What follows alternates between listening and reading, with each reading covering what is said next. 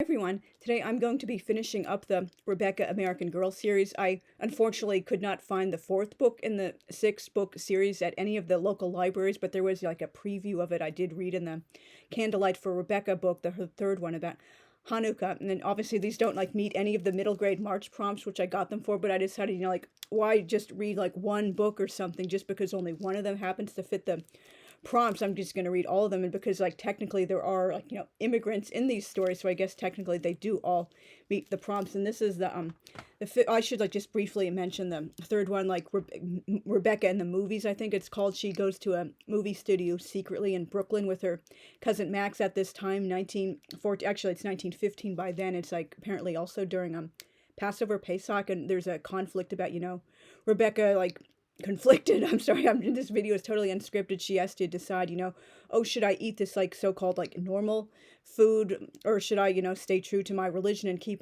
kosher Pesach, kosher for Passover, by like not eating like leavened bread. And obviously because she's traditional Ashkenazic, they also don't eat kitniot, which are like legumes like peanuts, corn, like beans, peas, lentils, stuff like that. I follow the Italian custom, so lucky me. Like most, like the entire non-Ashkenazic world does eat, kitniot during Pesach. They're the only ones to do. Obviously, that's a typical for its whole other thing. And like, so at that time in history, there were still a lot of movies being made outside of Hollywood, like Fort Lee, New Jersey, Queens, and apparently, I guess, Brooklyn, or at least in that context of that book, like the two major studios in New York at the New York area at the time were Fort Lee, New Jersey, and Queens. And then they decided to like relocate pretty much like exclusively to the West Coast because like way more space and it's like sunny year round. And like Rebecca, her family does not approve of like acting and being in the movie, so she has to keep it a secret from them. And her cousin Max introduces her to his like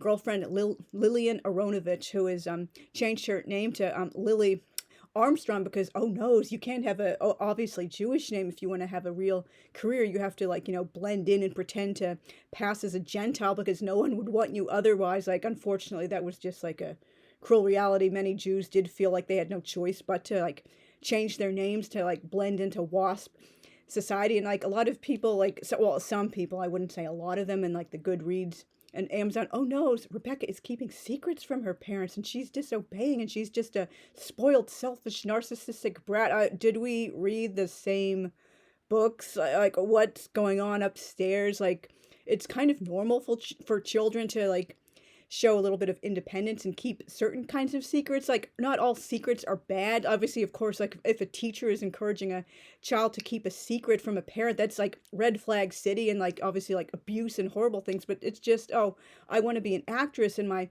cousin, who's already an actor, gave me a chance to go to his studio. And well, that's kind of wish fulfillment. Like, she was chosen for a fairly major secondary role. Obviously, that's not so realistic, but obviously, of course, she's not going to tell her parents that. It's just like, oh, I ate like candy with my friends after school, and like my parents want me to eat like a bird seed or health food all the time, or I secretly ate this at my grandparents' house and my parents are expecting me to like do this. That's a kind of a normal secret for children. This sounds like the kind of like parents who don't let children have locks or even close their doors because, oh no, mommykins has to know everything you're doing every single second. So that's, just these parents are kind of like, jacked cuckoo in the head. And so this one, Rebecca to the Rescue, it's set at Coney Island. There's not really that much of a plot. They just go around having fun on rides. I mean, I love reading and writing about vintage Coney Island and watching films about it, but that's not really so much of a plot for an entire book, like maybe for a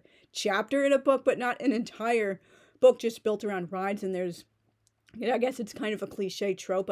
Rebecca's cousin Anna gets stuck on the Ferris wheel when she's there alone. The girls like run away because older brother Victor, who just had his bar mitzvah at that Eldridge Street synagogue the day before, he's basically given like, oh, you can have the tickets, Victor. You dole them out to the kids as you want, and you decide what ride they go on. And he's acting, sorry for this language, but he's acting like a total like sexist prick. Like, oh, girls can't do this and girls can't do that. Oh, you throw like a girls can't play baseball. That's why you can't throw well at the game the carney's trying to cheat you at. And oh, I don't think you should go on that ride. It's not feminine enough. You girls should only do that, and boys are so much better. I really was hating Victor. What a total prick. And like, of course, Rebecca and her cousin Anna just like go off on their own. Rebecca goes through the fun house, and Anna goes on the Ferris wheel. Again, she was very nervous first when like they were going on the ride together. And oh, I'm brave now. I can do it, and surprise, surprise, it gets stuck. There's a whole like thing like, oh, we're like the firemen and the other rescue workers are like cranking it by hand to like bring each car down, but then like suddenly the crank stops working and they have to go up on a big ladder, as you can like see on the cover. And obviously like each American Girl book has like real information about like the actual like story behind the story. And of course like Rebecca decides to help and go like, climb up after her. That's again seems a little bit like, wish fulfillment. Why would anyone let a 9-year-old, either boy or girl, like in any era, like do the work of trained rescue workers? Oh, she'll be less nervous if she sees a friendly face like coming to her rescue. But that's not how rescue workers think. They just want, oh, this might cause like, danger, more the more people who are panicking, the more like complicated the rescue becomes. Like, for example, someone's struggling when they're trying to rescue that person who's drowning, and they end up like pulling 2-3 people down with them instead of just like one person successfully rescuing. So that did, again, like, I do agree with people who feel like, the last couple of books in the series are more like, wish fulfillment instead of like actual like realistic stuff. But if you like reading about vintage Coney Island, I guess it's not too bad. And I love this one. This was my favorite book of the series about, changes for Rebecca. And there's her male cousins and her uncle are working at a factory, like, the capitalist fat cats in charge are like exploiting their workers, and so they decide to go on strike for better working conditions and pay. And like there's a big to do, like the cops join forces with the capitalist fat cats, and they're like trying to put down the strike and like beating people with billy clubs and like hauling them off to the clink. And like at one point, Rebecca stands up to start reading a letter she wrote about, oh, working conditions are horrible and we should treat workers better and do a living wage, which obviously great sentiments, but is that really realistic for a 9-year-old? And particularly when later on there's a Labor Day picnic after her like uncle and cousins have been fired because they participated in the strike, and someone from like the factory calls her up, oh, this wonderful eloquent 9-year-old girl Rebecca started to deliver a speech, and she had lost it when she was like doing the with the police fracas. And like, why would anyone invite a 9-year-old again, particularly in 1915, to deliver a big like speech like that? That just didn't happen again. Wish fulfillment. But because I'm like a proud socialist with like deep like family union, like labor, like working class roots, this really, really spoke to me. It was absolutely my favorite of the 6 books. It had a really like positive message for kids, even though it was a bit unrealistic. And I should say, because I did briefly mention this a bit in the other video about the Rebecca books. It's really good that like American Girl did have like a main Jewish character for the very first time, but it just felt, I agree with a lot of sorry, that was ink bottles from the video I just previously shot. A lot of people feel like, should they really have like made her, with the religion aspect and the cultural aspect of being Jewish, it seems more like, something in them background. It's not a huge like defining part of her. One of the things you want to keep in mind when writing diverse characters is that it's kind of tokenistic. If the only interesting thing about them, or the only thing about them at all, is like, oh, this character is like Jewish or Black or like Hispanic or in a wheelchair or like gay or whatever, like that, like that's kind of insulting, and you're like defining that character just by like a diverse like thing about that person. And instead of, oh, this person just happens to be Jewish, and like there are many other things about her as well, but here it just seemed kind of more like window dressing trotted out at at certain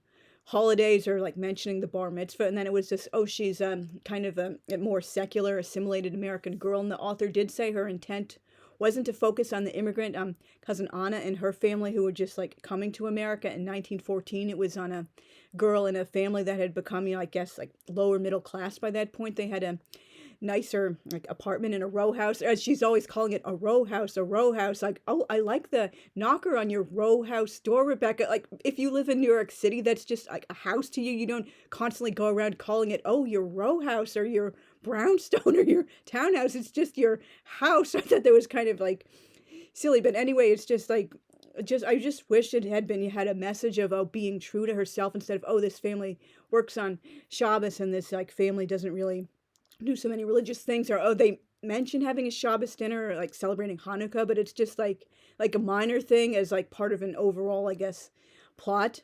And she also does say in the back, like looking back at the world of 1914, 1915, many like the second generation and first generation Jewish immigrants felt like, oh, they had to become, you know, like dutiful, like secular, assimilated Americans. And particularly the teachers were pushing it hardcore. That's like one reason, like the creepy daily loyalty oath to the flag was created, and they sold so many flags to school. Oh, we have to make sure these children are good little like waspy Americans, or they can pass as wasp instead of, oh, God forbid, clinging on to their like actual real names and their native religions and cultures and stuff like that. So I do understand her purpose was to show a family who had like moved up a little bit in society, and they were no longer doing the cliched like trope, oh, they're Jewish immigrants, oh, they have to be living in the Lower East Side, and they have to be, you know, living in a tenement. That's more the Cousins family who isn't touched on so much. But no, it was a good contrast. I do think that like many people just don't realize, oh, some immigrants actually did, you know, start to become acclimated to America, and they weren't always living in the tenements. They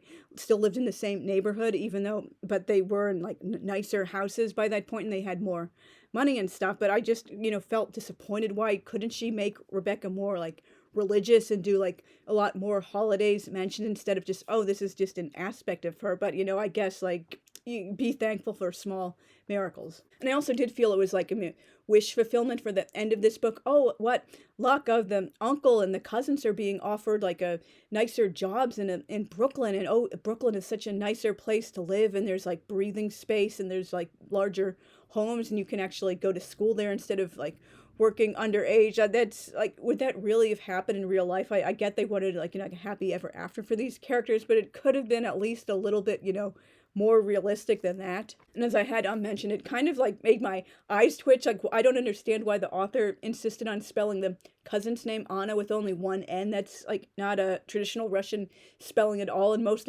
Russian Jews, or people at least from the Pale of Settlement, most Jews did not live in Russia proper. Like, they would not have had like a secular like Russian, Ukrainian, like Latvian, whatever names. They would have had like Hebrew or Yiddish names. So again, but I guess like, you know, you all make your choices, and it's like, I guess it's kind of good they are introducing children to this, and a story that's a bit more updated maybe than Sydney Taylor's All of a Kind family series. But obviously, like, I do, I guess, recommend them. Like, pretty much all of the American Girl books I've read, I did enjoy. Obviously, I'm way out of the target audience at this point, but like, if I would, you know, recommend them for like girls of that age, and boys if they're interested in that.